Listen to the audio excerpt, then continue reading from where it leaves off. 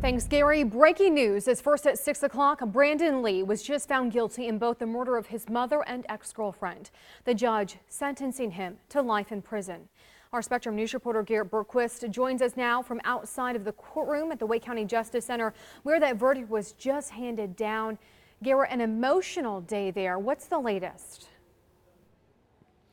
Well, Tara, it took less than 3 hours for the jury to hand down that verdict, and Brandon Lee will serve 2 life without parole sentences, and they will run back to back.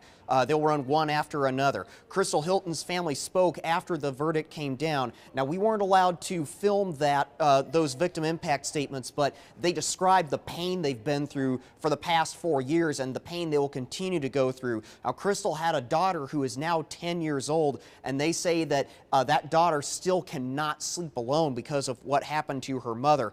Now, for his part, Brandon Lee apologized to the Hilton family as well as to his own. He says that his case shows how one bad decision can lead to another. The judge spoke last of all.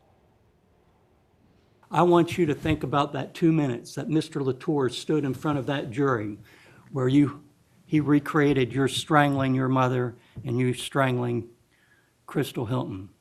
And think about how long that was, and then realize that that scenario will have to repeat itself 10,538,280 times before you draw your last breath.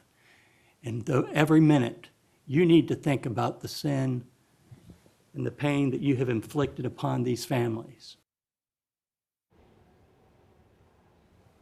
So once again, Brandon Lee sentenced to 2 consecutive sentences of life without parole in the death of his mother, Krista Lee, and his ex-girlfriend, Crystal Hilton.